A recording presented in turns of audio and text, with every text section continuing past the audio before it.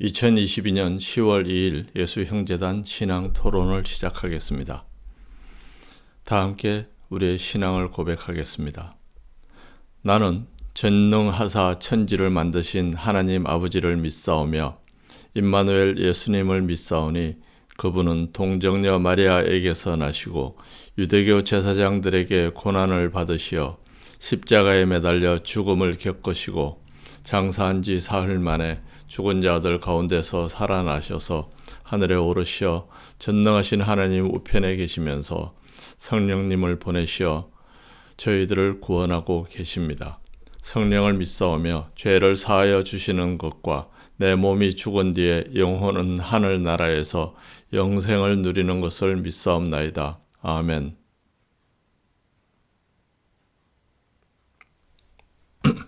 오늘의 신앙 토론 제목은 기독교 때문에 민망하신 하나님입니다. 하나님은 사랑이십니다. 하나님은 한계가 없는 분이십니다. 사랑에도 한계가 없고 능력에도 한계가 없는 분이십니다. 하나님은 오래 참는 분이라고 기독교에서는 이야기합니다. 틀렸습니다. 하나님은 영원히 참는 분이십니다. 하나님은 사람 만드신 것을 여러 차례 후회했다고 기독교에서는 이야기합니다. 하나님은 사람 만드신 것을 한 번도 후회하신 적이 없으십니다. 왜냐하면 하나님은 틀린 적이 없으시기 때문입니다. 하나님은 종을 통해서 우리에게 말씀하신다고 기독교에서는 말합니다. 신부와 목사들이 자기들이 하나님께서 임명하신 종이라고 자기들이 하나님의 말씀을 대신 전한다고 이야기합니다. 하나님은 단 한 명의 종도 임명하신 적이 없습니다. 하나님은 하실 말씀이 있으시면 우리에게 직접 말씀하십니다.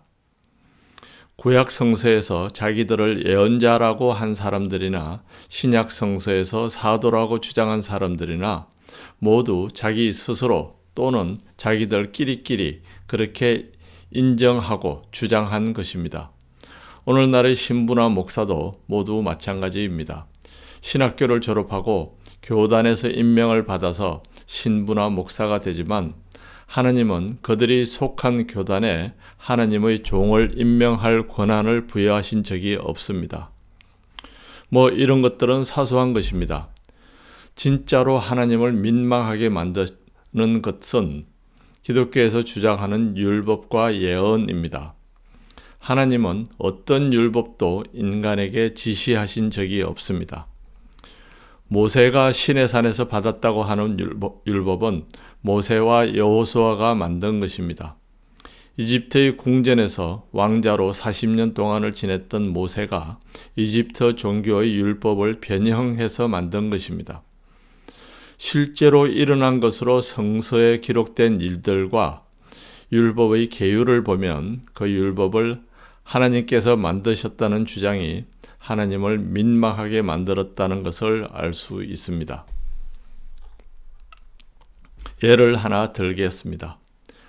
레위기에 기록된 율법에는 자기 친누이와 상관하지 말라고 기록되어 있습니다.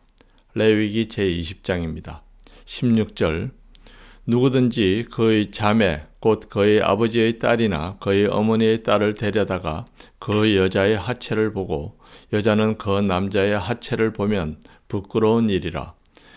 그들의 민족 앞에서 그들이 끊어질지니 그가 자기의 자매의 하체를 범하였은즉 그가 그의 죄를 담당하리라. 여기까지가 성경에 기록된 내용입니다. 성서에 등장하는 여성들은 대부분 그 아버지가 누구인지 기록되어 있습니다.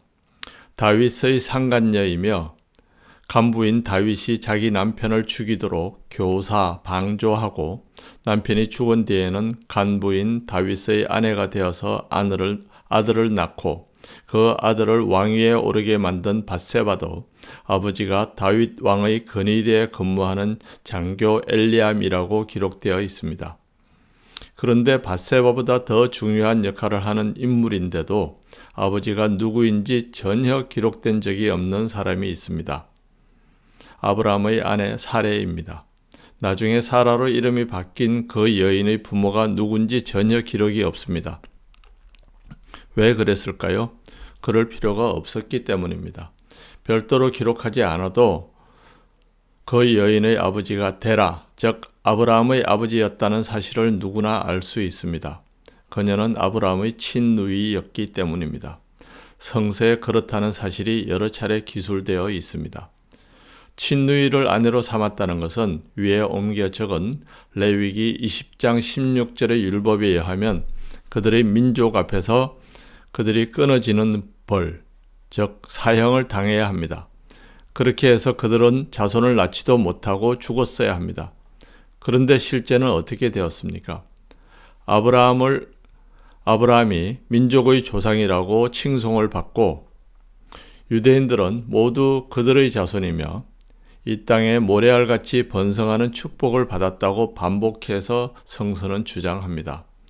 자기들이 자랑하는 시조가 사실은 근친상간의 죄인이고 그래서 자기들은 태어나지도 못하도록 벌을 주도록 하나님께서 정하셨다고 하면서 자기들은 그런 벌을 받기는커녕 온 땅의 모래알처럼 번성하는 축복을 받았다고 합니다. 앞뒤가 맞지 않습니다. 구약 성서에서 제일 위대한, 제일 중요한 인물 2명, 아브라함과 다윗 모두가 축복은커녕 사형을 받아서 자손이 끊어져야 마땅한 사람들이었습니다. 율법대로 하자면. 그런데 유대교는 그렇게 이야기하지 않습니다. 기독교에서도 그렇게 말하지 않습니다.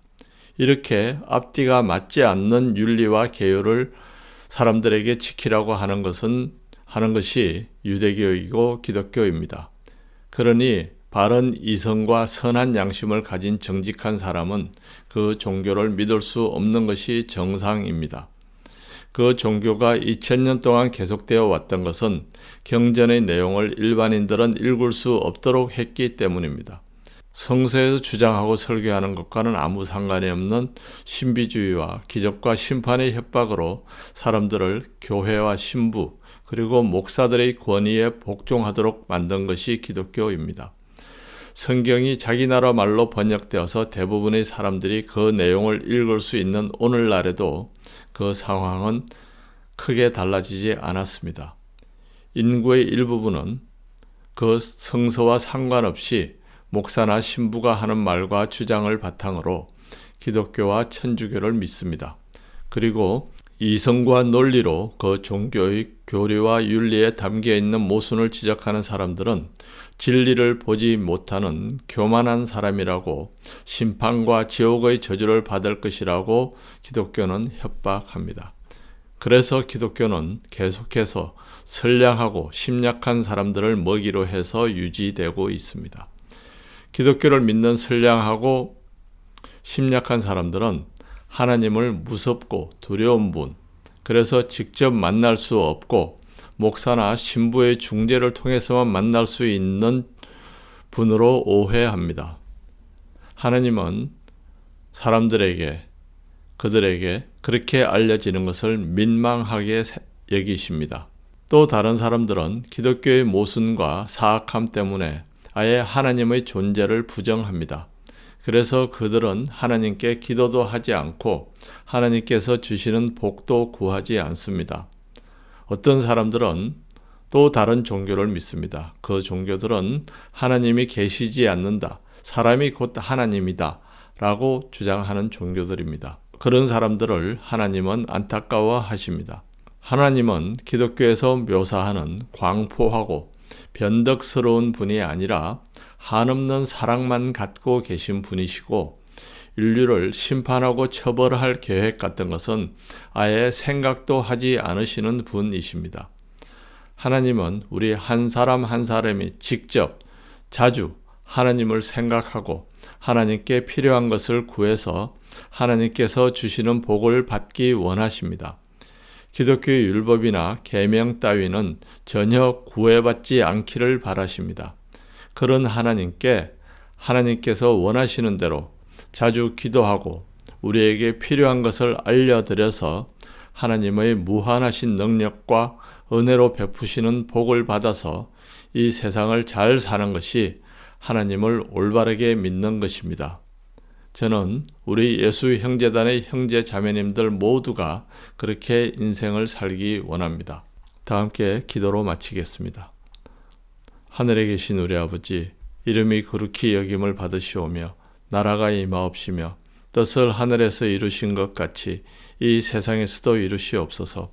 우리에게 필요한 물질을 때 맞춰 공급해 주옵시고 우리가 우리에게 잘못한 사람을 용서해 준 것 같이 우리 죄를 사하여 주옵시고 우리를 시험에 들지 않게 하옵시고 모든 악에서 구해 주시옵소서. 하늘과 온 세상의 권세와 영광이 하나님 아버지께 영원히 있사옵나이다. 예수님의 이름으로 기도드리옵나이다. 아멘.